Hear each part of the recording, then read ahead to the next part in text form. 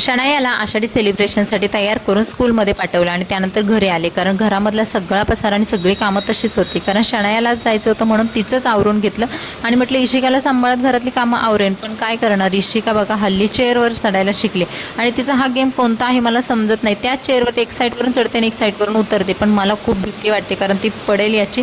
त्यामुळे तिला सांभाळत मला हे सर्व कामं करावी लागतात आणि त्यामुळे कामांना खरंच खूप लेट होतं. आता म्हटलं चला ती खेळते तोपर्यंत असं घरातलं क्लिनिंग तर करून घ्यावं. सकाळी उठल्या एकदा झाडू मारलेला असतो तरी सुद्धा परत हा झाडू मारावाच लागतो, कारण घरामधील कचरा तुम्ही बघाल खूप प्रमाणात होतो. आणि इशिकाला जे पण काही खायला दिलं असेल ना तर त्याचं हे अशा पद्धतीचं हे सगळं प्रकरण झालेलं असतं. कारण ईशो मॅडम आमच्या प्लेटमध्ये काहीच ठेवत नाही, प्लेटमधलं सर्व खाली टाकतात आणि मग खातात, त्यामध्येच त्यांना चांगले टेस्ट लागते.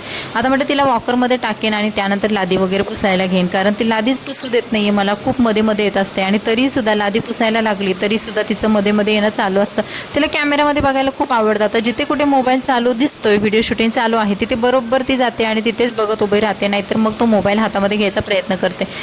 घरातली कामं आवरायला घेतली, त्यानंतर गॅलरी पण क्लीन करायची होती म्हणून तिला पकडून असं माझं गॅलरी क्लीन करायचं चालू, नाही तर मग पाण्यामध्ये जा, हे ओढ ते ओढ, सध्या तिचं हे सर्व चालू आहे. आणि आज इशिकाची आंघोळ पण बाकी होती. कधी कधी तिचे पप्पा पण घालतात हल्ली आंघोळ आणि मला तिची मालिश करायची होती. म्हटलं सगळं कामं आवरूनच मॉलिश वगैरे मस्त करून मग इशिकाला छान आंघोळ घालेल. मग तिची छान तेलाने मॉलिश केली, कारण हल्ली ना इशिकाचे रोजच्या रोज मॉलिश नाही होते.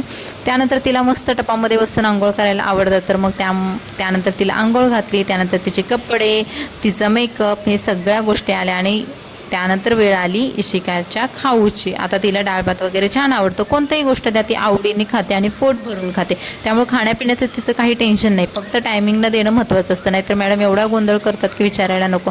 आता बघा मी जसं तिला चारेन छान बोललं की ती हल्ली ना एवढं शिकायला लागले की ती खूप छान हाताने वगैरे करते. त्यानं म्हटलं आता चला मॅडमला झोपायची वेळ झालेली आहे म्हणून बेडशीट वगैरे अंतरून घेतलं, पण काय मॅडमला झोपच आली नाही. तिला झोपवायला घेतलं तेवढ्यात आमची दीदी आली स्कूलमधून आणि दीदीचं एवढी एक्साइटमेंट पण इशूची झोप पण पळून गेली, कारण दीदीला आज सुट्टी लागली होती, तिचे पेपर पण संपले होते आणि 2 दिवस ती मस्त मज्जा करणार होते, त्यामुळे ती खूप आनंदात होते. आणि त्यानंतर आमच्या दीदीने मस्त डान्स वगैरे केला.